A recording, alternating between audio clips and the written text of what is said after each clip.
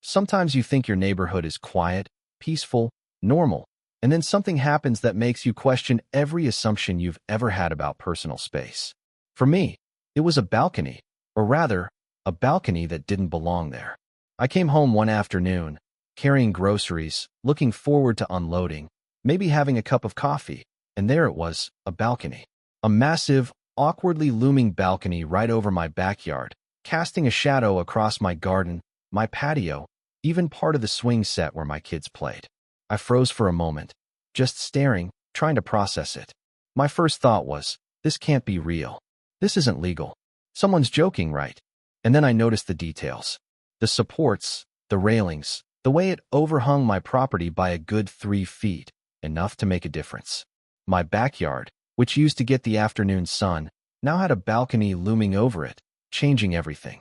I could already imagine the summer heat being blocked, the shade messing with the plants I'd spent years nurturing, and worse, losing the sense of privacy that makes a backyard feel like your own little sanctuary. And I knew, instantly, that the guy next door, let's call him Mr. Jenkins, had done this deliberately. At first, I thought about confronting him immediately, storming over, arms crossed, voice raised, demanding answers. But I've learned over the years that that rarely works, and it rarely gets you satisfaction. So instead, I went inside, dumped the groceries on the counter, and started pacing. I pulled out the old property survey, the deeds, the documents I had carefully filed over the years. Sure enough, the line was clear.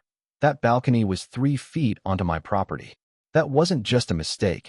That was arrogance, plain and simple. I spent the next hour staring out the window, watching Mr. Jenkins from across the fence. He was casually painting the balcony railing, humming a tune, completely unaware, or pretending to be, that he had invaded my space. And I could feel the mix of frustration and irritation building inside me. Not the blind rage that makes people act stupid, but the slow, simmering kind that fuels careful planning. I realized right then that if I wanted this corrected, I couldn't just yell or complain. I had to make sure the situation resolved itself in a way that was undeniable, unavoidable, and, frankly, satisfying. That's when I started thinking creatively. I wasn't going to break anything. I wasn't going to get into an argument that escalated to the HOA or lawyers. Well, maybe eventually, but not as my first move. I needed leverage. I needed evidence. And I needed patience. So I began taking pictures. Detailed pictures. Angles from every part of my backyard. Shadows showing how much of my property was blocked. Close-ups of the balcony supports that clearly crossed the boundary line. I documented everything meticulously, like an investigator building a case. Next, I did a little reconnaissance. Not sneaky, not invasive, just careful observation. I measured the overhang with a tape measure, compared it to the property line, noted the way it interfered with sunlight and airflow. I even checked the local building codes, zoning laws, and any permits. Spoiler alert, he had none of the proper paperwork. Nothing. It was a blatant violation. And I could feel a grin forming on my face because once the evidence was in hand, the path forward was clear. I wasn't just angry. I was strategic, and strategy is always more satisfying than yelling. I even consulted a couple of neighbors quietly, just casual conversation. Hey, have you noticed that balcony? I asked, and their reactions ranged from surprise to outrage, which only reinforced my sense that this wasn't just my personal battle. It was a small, community-scale injustice. And with that, I started formulating the plan. Step 1, gather evidence. Step 2, prepare legal and procedural leverage. Step 3, ensure that Mr. Jenkins would have no choice but to correct his mistake. While all this was going on, I had to manage my own frustration. Every glance outside, every time I saw that balcony looming over my garden, my mind raced with what-if scenarios. What if he refused to comply? What if he got defensive? What if I had to escalate to the city or HOA? And each of these thoughts fueled the next part of my plan, making it foolproof. I wasn't just reacting, I was anticipating. And in that anticipation, I found a strange satisfaction, a thrill that only comes from knowing you're about to turn the tables in a situation that seemed hopeless at first glance. The following days were a mix of careful measurement, note-taking, and subtle observation. I didn't approach him yet. I didn't send emails. I simply documented, calculated, and imagined the moment when all the evidence would be undeniable. The balcony wasn't going anywhere on its own, and Mr. Jenkins certainly wasn't going to realize his mistake by himself. But I knew that once the proof was undeniable, once the legal framework and the neighborhood awareness aligned, he would have no choice. And that anticipation, that slow build-up, was half the satisfaction. Then came the first interaction. I approached him calmly, no shouting, just friendly but firm. "Hey, I think your balcony is crossing onto my property," I said. He laughed lightly, brushing it off. "It's just a few inches. Does it really matter?" he said. That was the moment I realized words alone weren't enough. Evidence would speak louder than my voice. I politely mentioned that I had checked the property line and taken measurements. That was enough to make him pause for a second, the tiniest crack in his confidence. And I knew then that the next step, involving the city inspector or zoning office, would be decisive. And so, by the end of that week, I had everything ready: photos, measurements, building codes, and a plan to escalate if necessary. I wasn't doing this out of spite. I was doing it out of principle, fairness, and the basic respect of property boundaries. But I also had to admit, I was excited. Not about conflict, but about seeing a situation that initially seemed hopeless resolved cleverly, without confrontation, and with a sense of justice firmly in place. The next few days were a mix of anticipation, calculation, and constant observation. I kept glancing out the window, checking the angles of the balcony, imagining every possible interaction that could go wrong or right. Mr. Jenkins was still humming along, painting his railings, moving furniture up there as if nothing mattered, completely oblivious to the quiet storm brewing in my mind. And honestly, part of me had to laugh. There he was, enjoying his balcony like it was a triumph, and I was plotting a slow, meticulous correction that would make sure justice was delivered, without me ever raising my voice. I began by strengthening my evidence. I measured every overhang, noted every shadow it cast on my garden, and documented how it interfered with the sunlight hitting my plants. I took pictures at different times of day, so anyone who looked at them would see undeniable proof that this balcony was trespassing onto my property. And I even recorded a short video, walking along the line of my backyard, pointing to where the supports crossed into my space. By the time I was done, I had a file that would make any inspector or HOA officer stop and say, "Yep, that's clearly your property." Next came the planning phase for escalation. I called the city zoning office, not to complain yet, just to clarify building codes, setback requirements, and the process for submitting a complaint. I wanted to understand exactly what steps would be required so that when the time came, the outcome would be in my favor. I also spoke to a friend who had experience in construction and property law, just hypothetically, to make sure I wasn't overlooking anything. Every detail mattered. Every tiny misstep could allow Mr. Jenkins to wiggle out of compliance. Meanwhile, Mr. Jenkins continued his weekend routine. He hosted a small barbecue one afternoon, standing on the balcony, gesturing to his guests, completely unaware that his actions were being quietly monitored. And every time he leaned over, I could see the slight intrusion into my airspace, the exact way the balcony extended over my yard, affecting not just sunlight but the sense of privacy I had always cherished. My kids noticed too. "Dad, it's like a shadow palace," my youngest said, eyes wide. I laughed, but inside, I felt a mix of amusement and determination. This wasn't just about me. It was about boundaries, respect, and making sure that someone who took liberties with another person's property faced consequences. The real action began when I sent the first formal notice. I included my measurements, photos, and a politely worded letter. "Dear Mr. Jenkins, it appears your balcony extends onto my property by approximately 3 feet. Please adjust accordingly or contact the proper authorities to resolve this matter." I didn't expect him to respond reasonably. He never did. But the act of documenting everything was part of the strategy. Evidence, combined with process, is harder to ignore than anger. And sure enough, his response was predictably defensive. "It's a minor thing," he wrote back. "No one even notices." I read it, sighed, and knew the next step was inevitable. I scheduled a city inspector visit. The day of the inspection, I was up early, pacing my backyard, camera ready, kids peeking curiously, and my cat perched on the fence like she was my loyal assistant. The inspector arrived, clipboard in hand, asking questions, measuring, checking permits. I stayed calm, letting the evidence speak for itself. Mr. Jenkins came outside, curious, brushing off his suit, looking slightly smug, thinking perhaps this would be a routine visit. He was about to learn the hard way that evidence and law aren't so easily brushed aside. The inspector moved meticulously, measuring from every corner, checking support beams, reviewing property lines. I watched as Mr. Jenkins' confidence began to falter. His smirk faded, replaced by the kind of nervous twitch that happens when someone realizes they've crossed a line they didn't anticipate. So, this is technically on your property, the inspector said to him, pointing to the overhang.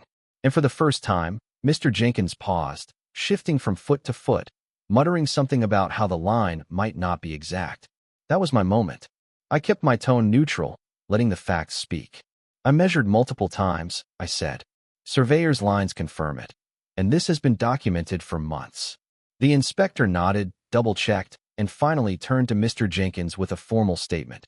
You will need to remove or adjust this balcony so that it no longer encroaches on your neighbor's property. The words hung in the air like a sentence delivered in slow motion, and I could feel the tension, the satisfaction, the culmination of all the preparation and patience. Mr. Jenkins reacted predictably. He argued, of course, citing minor inconvenience and negligible impact. But the inspector was firm, precise, and legally grounded. He had no choice.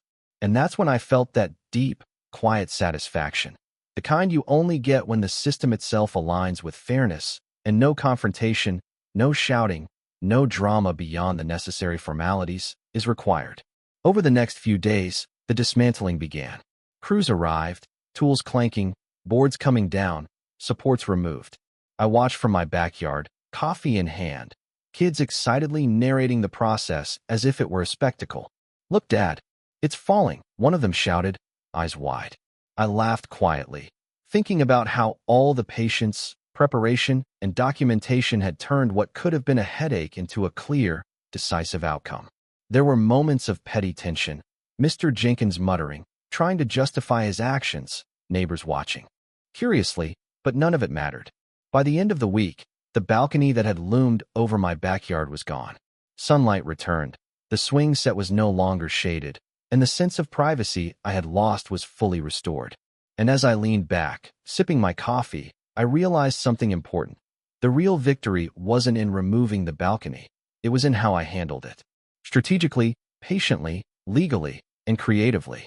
I had learned a few things along the way. First, patience is more effective than immediate confrontation. Second, preparation and documentation are your best allies when dealing with someone who thinks rules don't apply to them. And third, sometimes the most satisfying resolutions are those that let the system itself deliver justice without escalating conflict. I hadn't yelled, I hadn't threatened, I hadn't become the angry neighbor. I had planned, observed, and acted, and the result was undeniable. By the end of that week, Mr. Jenkins had no choice but to comply. The backyard was restored, the boundary respected, and for the first time in weeks, I felt a sense of calm. My kids could play again, my plants could thrive, and the shadow that had loomed over our lives was gone. And that, I realized, is the kind of satisfaction that comes from doing things the right way, cleverly, ethically, and effectively. By the weekend, the balcony dismantling was complete. The boards had been removed, the supports were gone, and my backyard finally felt like my own again. I walked outside, stretching, taking in the sunlight that had been blocked for weeks. It was one of those rare moments where you can actually breathe and feel satisfied, not just because something you wanted was restored, but because of how it happened, the patience, the planning, the clever, legal way it all unfolded. And as I looked around, I realized that this story wasn't just about a balcony. It was about boundaries, respect, and the power of strategy over confrontation. Mr. Jenkins, of course, wasn't happy. I saw him muttering under his breath, pacing the sidewalk as crews finished up the last screws. His friends waved awkwardly, clearly aware that something significant had happened, and he had no choice but to accept it. He didn't apologize. He didn't acknowledge wrongdoing. But the look in his eyes said it all, the realization that arrogance has limits, and that sometimes even the most stubborn people can be forced to confront the consequences of their actions without anyone raising their voice. My kids were thrilled. They ran around the yard, jumping and laughing, pointing to the places where the balcony had once overshadowed their play area. "Dad, we can swing again," my youngest exclaimed. And I smiled, thinking about how much of this wasn't just about property, but about teaching them a lesson too. That fairness, patience, and clever problem-solving often get results far more lasting than shouting or retaliation ever could. Over the next few days, I noticed subtle changes. Mr. Jenkins started behaving more cautiously, double-checking permits, asking neighbors before starting any new project. He wasn't openly friendly. He wasn't going to be, but the dynamic had shifted. He had learned something important. There's a line, and crossing it has consequences. And while some might say I was too harsh, too meticulous, I would argue that I was fair. The boundary had been clear, the violation undeniable, and the resolution handled thoughtfully. Neighbors, of course, noticed too. Mrs. Patel waved at me from across the street, a knowing smile on her face. "Looks like someone finally learned the rules," she said quietly. I nodded, feeling that sense of community validation that comes when justice is delivered cleverly, subtly, and without drama. It was one of those rare situations where everyone learned a lesson. The kids, the neighbors, the HOA, and yes, even Mr. Jenkins. I realized that the real victory wasn't just the removal of the balcony. It was the process itself, the careful observation, the documentation, the legal preparation, and the strategy that allowed me to maintain my composure while achieving a clear result. I had navigated frustration, planned meticulously, and executed without anger, and the satisfaction was profound. It's a reminder that patience and intelligence often outperform aggression and impulsivity. That said, the story isn't entirely over. Mr. Jenkins still eyes the space occasionally, probably wondering if there's some loophole or clever trick that will allow him to assert control. And I watch with mild amusement, knowing that the lesson is now permanent, internalized through experience rather than confrontation. That subtle tension, that quiet acknowledgement of boundaries, is exactly the result I had hoped for all along. So here's the takeaway for anyone watching. Sometimes conflicts seem trivial, property lines, minor encroachments, even a balcony overhang, but they reveal human behavior, arrogance, and respect in ways that are easy to overlook. The way you respond to such situations matters. You can escalate, argue, or shout, or you can be strategic, patient, and clever. I chose the latter, and it worked. The result was lasting, fair, and, most importantly, effective. Now it's your turn. What would you do if a neighbor built something over your property without permission? Would you call the HOA immediately, hire a lawyer, or find a clever, strategic way to make sure your rights were respected? Drop your stories in the comments. Share your opinions on right and wrong. And let's discuss how boundaries, respect, and clever problem-solving play out in everyday life. Who's fair? Who's over the line? And is strategy more satisfying than confrontation? I want to hear it. Remember, the best victories are often quiet. They don't need shouting, confrontation, or drama.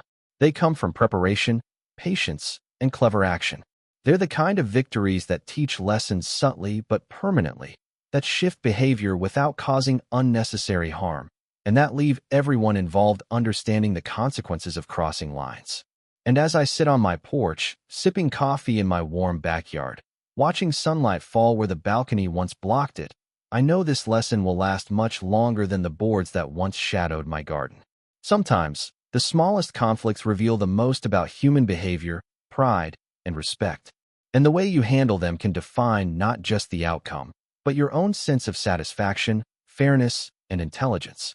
In this case, patience, cleverness, and documentation won the day, proving that even the most arrogant neighbor can be reminded of boundaries without ever raising your voice.